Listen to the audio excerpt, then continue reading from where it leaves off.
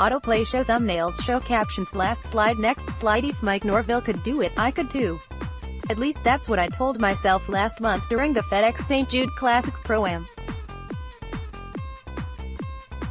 The Memphis football coach sat in a golf cart, waiting to be taken from the 18th green to the first tee, and looked positively giddy. "Why, my favorite play is from Joe Gibbs's playbook and I just broke it down with him," he said.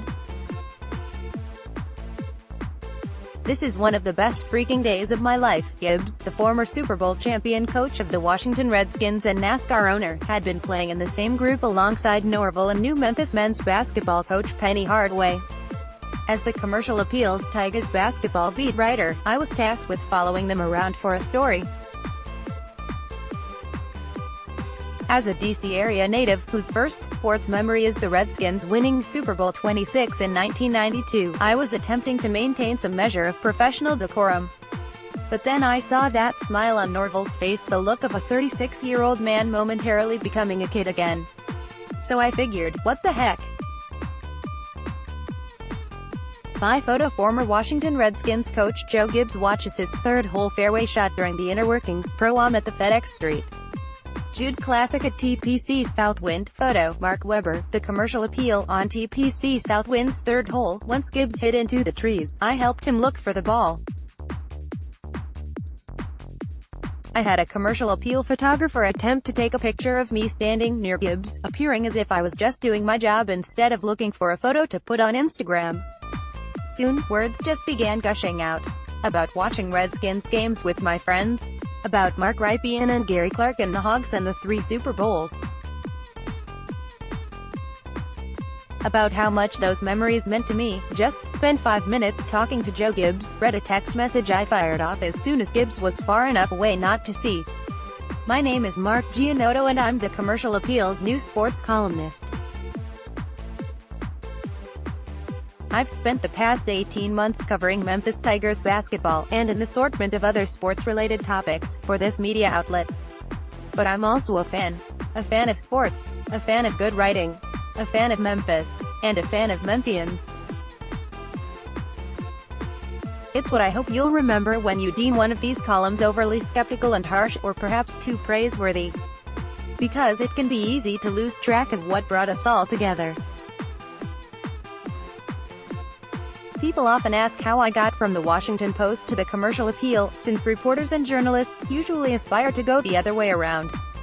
On New Year's Day 2017, I packed up my car and drove more than 800 miles from downtown DC to Memphis, unsure of what I was about to encounter. I had been working at the Washington Post for more than 7 years. 5 of them were spent covering Virginia and Virginia Tech, but I was a high school sports reporter for the last 2.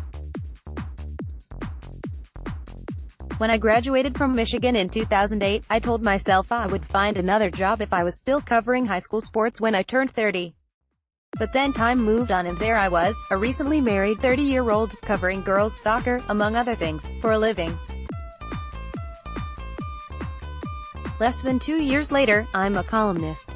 June 5, 2018, NFL running back DeAngelo Williams speaks to the audience as sports writer Mark Giannotto watches during the Commercial Appeals Sports Awards at the Orpheum Theater on Tuesday. Photo, Yolanda M. James/CommercialAppeal.com. I could credit hard work, perseverance and an understanding wife. All 3 were necessary. But it was more about the passion only a fan feels, for sports and writing and finding a headline in the mundane. Memphis crystallized this for me. It's a city that everyone calls an overgrown town, and they're right. You can get lost in big cities like DC, but Memphians and their stories come find you. They say hello at FedEx Forum, or send an email after a big win at the Liberty Bowl, or tap you on the shoulder at a coffee shop with a story about how Memphis became Memphis. They wrap their arms around their teams, and hug you back when you do the same. It's why I don't take this new role lightly. It's why there are so many important stories to share. There's the revival of Memphis basketball that's already underway with Hardaway. Can he take the college basketball world by storm, a native son bringing the Tigers back to national prominence again just like Larry Finch did before him? Or will he become another former NBA star who couldn't make it as a college coach? There's the remodeling of the grit-and-grind Memphis Grizzlies, and the looming transition from a team starring veterans like Mike Conley and Marc Gasol to a team featuring recent first-round draft pick Jaren Jackson Jr. Is it possible to remain in the playoff conversation and rebuild at the same time? There's the continued resurgence of Memphis football, picked to win its division for the second year in a row, a distinction that would have been unthinkable just a few years ago. Who is next in the line of standout quarterbacks the Tigers have had in recent seasons, and how long might Norvell stick around town? Is also the Memphis Redbirds, the World Golf Championships event that could finally bring Tiger Woods here, the city's incoming USL soccer franchise, its latest foray into professional football, and all the random people and traditions that make this such a great sports town. Which brings me back to Gibbs. In an attempt to extend our encounter as long as possible, I asked about the Washington Capitals because he had been on TV wearing a jersey in the crowd during their Stanley Cup playoff game a few nights earlier. And his eyes lit up, and an NFL Hall of Fame coach and NASCAR owner began stumbling over his words. "Did you see it?" Gibbs exclaimed. "The electricity was just, I can't describe it. It was amazing. I had the most fun. We've all got that fan inside us. We just need the right story to bring it out."